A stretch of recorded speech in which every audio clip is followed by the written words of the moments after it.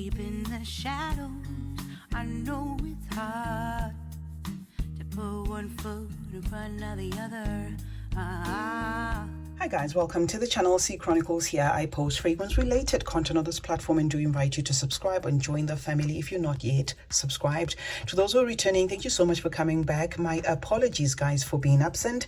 I have been pretty busy, but I am hoping to start rolling out content as per usual in the next couple of days. Now I received this fragrance from the House of Paris corner, Qissa GALA, and I thought to drop a quick video for you. I just couldn't wait to even put the camera together and be in front of the camera and stuff. I just thought, okay, let me just drop this one because a lot of you guys may be seeing it on the Paris Corner page and wondering what it's all about. If you are into Paris Corners, you will know guys that the Qissa line, which is these bottles, is growing. They have a blue one and a couple of others, and now they have given us this purplish, pearlescent color. I'm going to waste a couple of sprays here, but this is not first impressions because I have used this fragrance, so I am just doing so to remind myself while I film this quick review. Notes listed for Qissa GALA are almond, gardenia, violet leaf, and ylang at the top. At the mid of this fragrance lists coconut, lily of the valley, plum, and tuberose, and the base is going to have that moss, musk, sweet notes, and vanilla. All right, now this is to my nose a prominent floral. It opens up, asserting itself as a white and yellow floral, with a creamy nuance to it. Those couple of sprays that I have actually wasted here are doing exactly that. I am in a scent bubble that feels very creamy, lush, and pushing forward that white and yellow floral. They did list the note of gardenia and tuberose in this, and I'm going to say it's mostly the tuberose that's heightened in this, and this could also have perhaps jasmine not listed, because there is wafts of something that I perceive in some fragrances that have a jasmine in this particular fragrance. And the yellow floral there, that ylang, also asserts itself almost immediately there at the top, where some of you are going to perceive it as adding like a banana nuance to this fragrance, but overall it's certainly a rich fragrance. The almond note, the coconut note also mix in there, and what I like about Qissa GALA is it fuses everything to become just one. So yes, the almond is going to be there weighing in as nutty, the coconut is going to be there weighing in as creamy, a little bit milky, just a tad bit, right? And those florals are going to weigh in, as rich, but the composition presents everything as one, where the one thing in common with this fragrance is going to be the fact that it is a floral, a rich floral, a bold floral. Some of you are going to pull mostly just the white florals. Some of you are going to pull that banana-y ylang. It's just going to be dependent on your nose. So the common denominator in this fragrance is going to be the fact that this is certainly a floral, okay? A floral that incorporates, of course, that nutty almond, adding even a little bit of a bitter, tone to this fragrance. Now they have gone on to list the note of plum and sweet notes. The plum is listed in the mid and the sweet notes are put there at the base. When it comes to the plum, I'd say it's a so-so kind of thing. It doesn't make this one a fruity fragrance. It still, has the florals in the lid. But yes, if you, really give it a good test wear, you will probably perceive a plum. But that plum is going to interpret as sour, and it's not the sort that I would say is making this one fruity. Perhaps because it is just absorbed, in that bitter feel of the almond. Remember I said it's got a nutty almond. That nutty almond adds a bitter nuance to it. So the plum in here could just also be adding a sour weight, but not enough to be, asserting itself there or making enough of a presence to add a fruitiness in this fragrance. It is more a bold floral than anything else. If you love fragrances centered on the tuberose, you're going to love this. If you love fragrances with that jasmine, you're going to love this.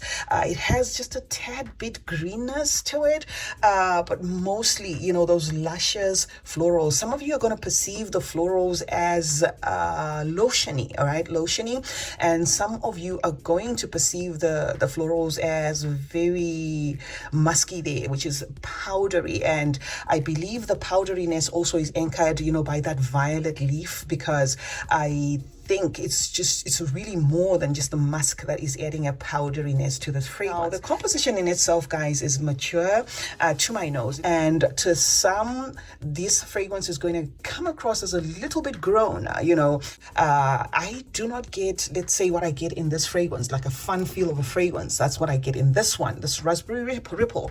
And I'm not saying these two fragrances are the same. I'm just saying so for the sake of you to perhaps have a mental shortcut. This to me has got a serious feel about it.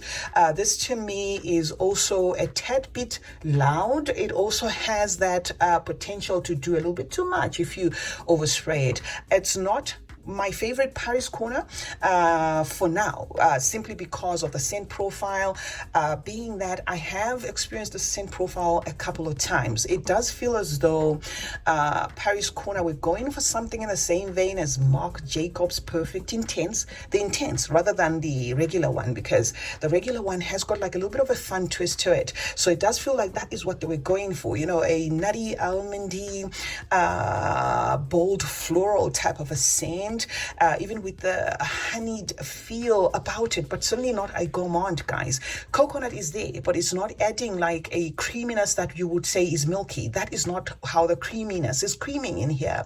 It's more like a lotiony, type of a creaminess, that sort of thing. And for some, it's going to be perfect because it's just going to be one of those scents that kind of complement what you already like to smell like. Because, scent profiles that are lotiony in nature have got this thing where some wearers will appreciate them for just not doing too much. But to me, this is certainly doing a little bit extra because of how bold, that tuberose and the gardenia asserts itself, a little bit of what feels like a jasmine to my nose, and then that powdery violet leaf, and then the musk and the general composition. So yeah, if you love fragrances like Marc Jacobs Perfect Intense, if you love fragrances that are bold and the tuberose like YSL Supreme Bouquet, if you love Mimo Marfa, if you love even Rouge Malachite, this is going to be your cup of tea because it does highlight, that floral, not so much of the fruitiness. So if you look at the scent pyramid and you purchase it based on, it's going to be a plum scent, and